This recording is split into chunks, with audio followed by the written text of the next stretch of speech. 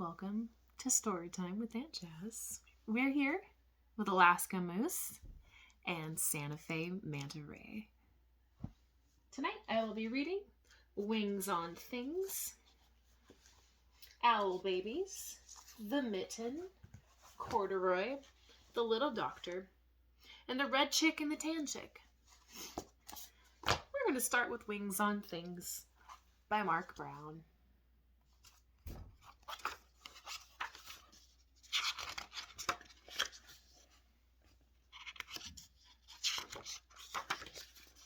Wings, wings, wings. They are wonderful flying things. Wings flutter and flap, and they make things go. Some go high and some go low. Some go fast and some go slow.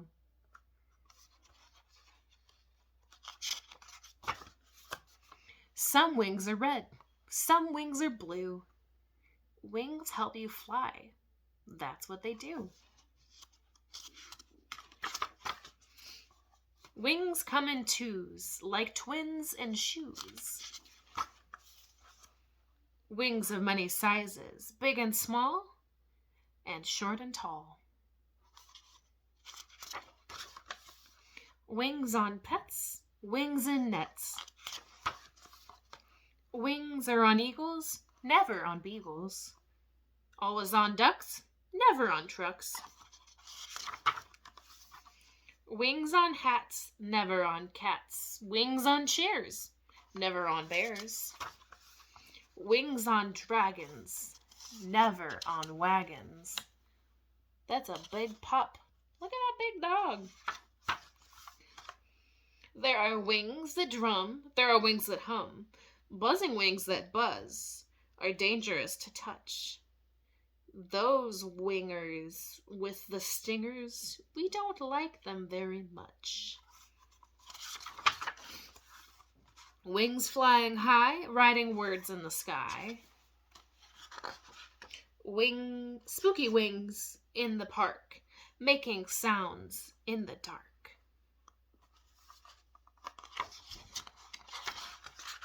Wings in a row on a tree long ago. Can you tell me what these are? Wings can take you most any place. There are wings everywhere, even in space.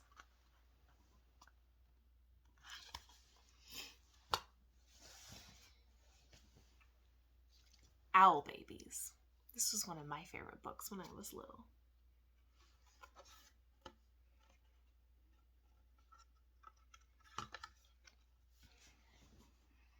Once, there were 3 baby owls, Sarah and Percy and Bill. They lived in a hole in the trunk of a tree with their owl mother. The hole had twigs and leaves and owl feathers in it. It was their house.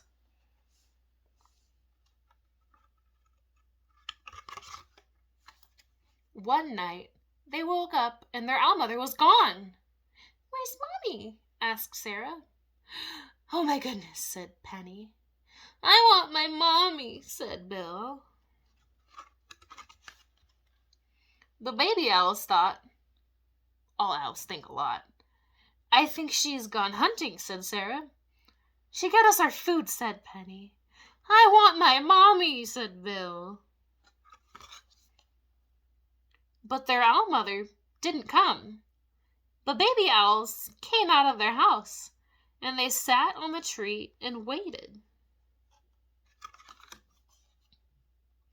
A big branch for Sarah, a small branch for Percy, and an old piece of ivy for Bill. "She'll be back," said Sarah. "Back soon," said Percy. "I want my mommy," said Bill. It was dark in the wood, and they had to be brave, for things moved all around them.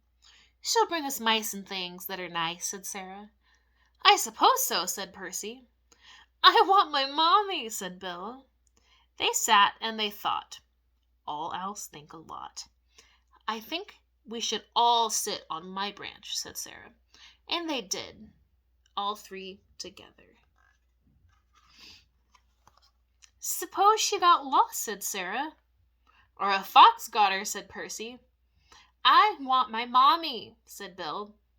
And the baby owls closed their owl eyes and wished their owl mother would come. And she came, soft and silent. She swooped through the trees to Sarah and Percy and Bill.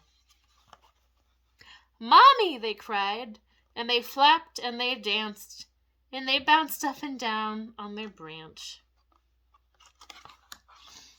What's all the fuss? Their owl mother asked. You knew I'd come back. The baby owls thought. All owls think a lot. I knew it, said Sarah. And I knew it, said Percy. I love my mommy, said Bill. Up next is the mitten.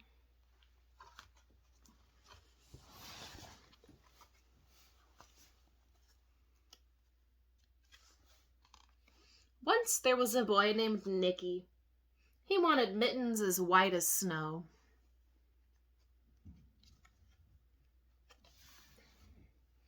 If you drop a white mitten in the snow, it will be hard to find, his grandmother said to him. But Nicky wanted snow-white mittens so much that Baba made them for him. When she finished knitting, Nicky put the mittens on and went to play. It wasn't long before one mitten fell off. A little mole found it and crawled inside. It was just the right size, so he decided to stay. A rabbit came hopping by. He wiggled in next to the mole.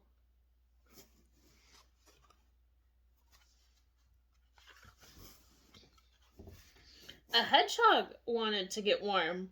The mole and the rabbit made room for him. The owl didn't want to be left out, so the mole, the rabbit, and the hedgehog had to move over. The little mitten was getting crowded. A badger looked out of his house and saw the mitten. He climbed right in. Wow. It started to snow, so a fox pushed his way and made himself right at home. Gosh. Then a big bear sniffed the mitten. The animals were packed in tight, but the bear didn't care. He crawled in anyway. The mitten was getting bigger and bigger and bigger. Then a tiny mouse squeezed in and perched herself on the big bear's nose. The mouse's whiskers tickled the bear's nose. Achoo! The bear sneezed. The animals all flew out of the mitten. Nicky saw his mitten sail up into the air. From the window, Baba watched Nicky catch his mitten. See, Baba, he called to her. I have both my mittens, and Baba smiled. The end. This is Nicky with Baba at the end.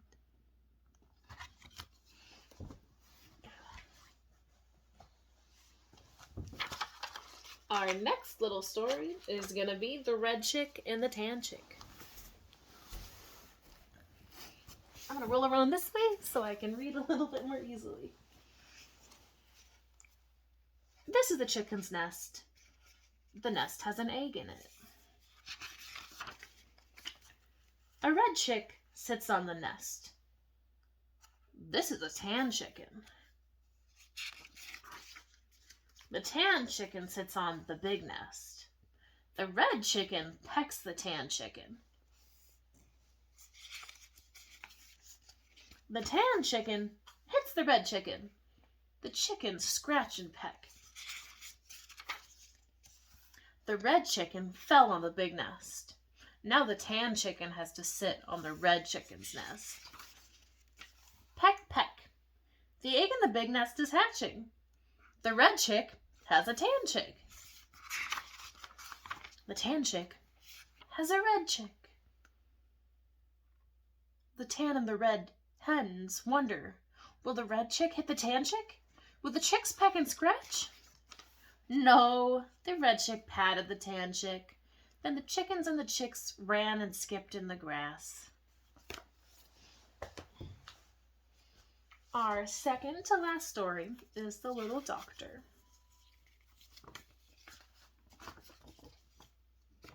Text by Chang Mao Chu, illustrated by Yang Wen-su. Little Ping Ping is playing doctor. Younger sister comes carrying her doll to find out what's wrong. The little doctor listens to Dolly's lungs, listens to her heart, then smiles as she says, "Dolly is perfectly well.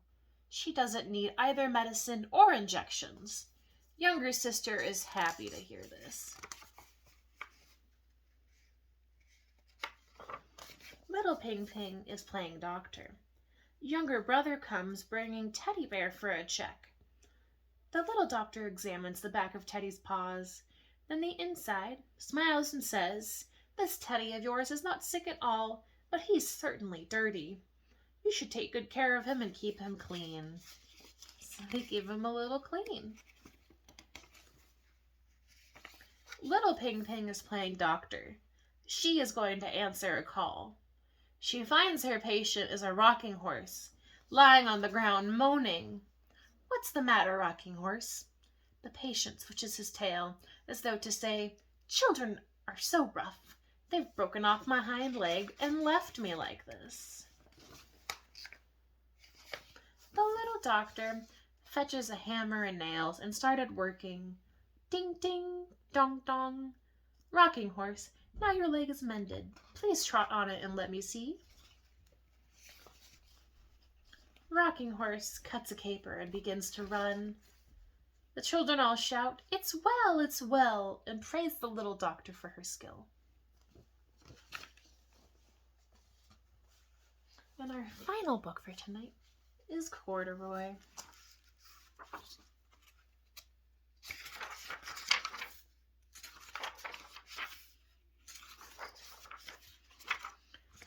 Corduroy is a bear who once lived in the toy department of a big store. Day after day, he waited with all the other animals and dolls for somebody to come along and take him home.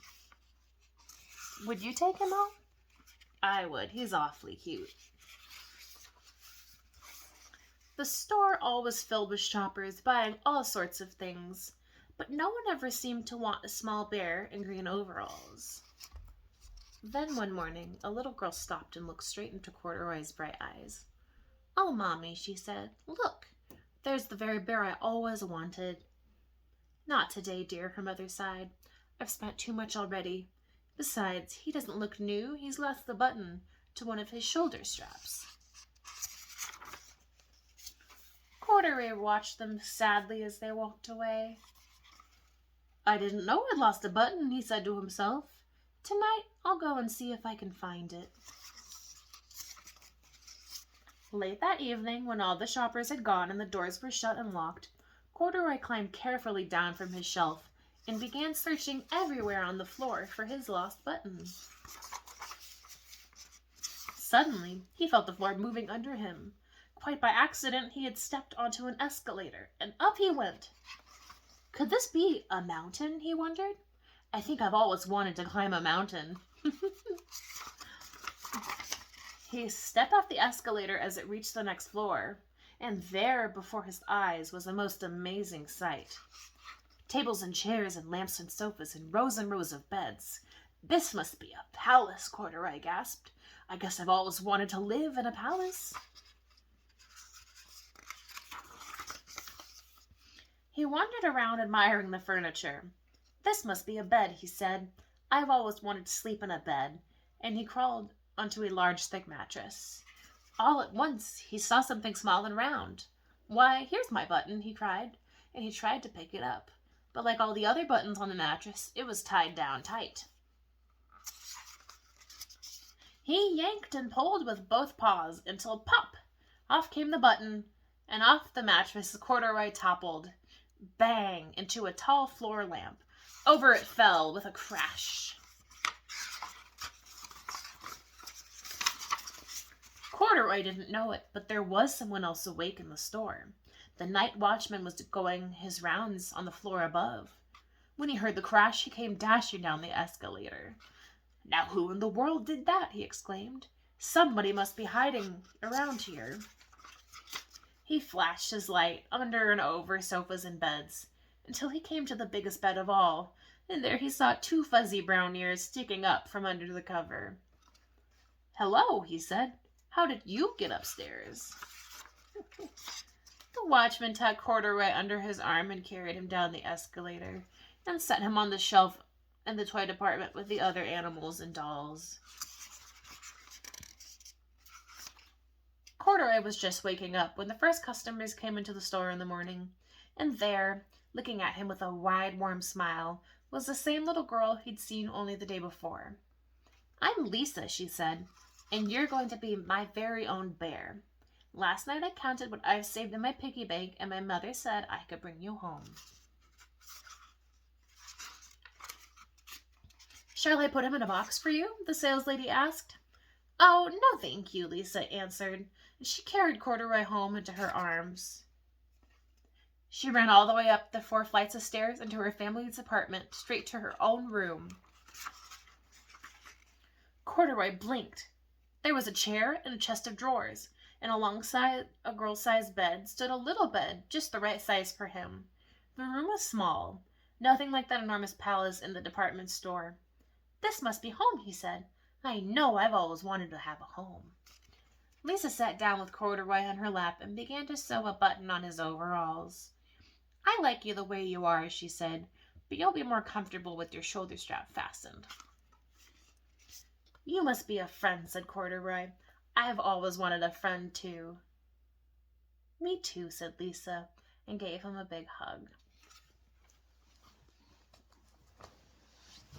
I hope you enjoyed my story time, and I'll see you some other time. Good night.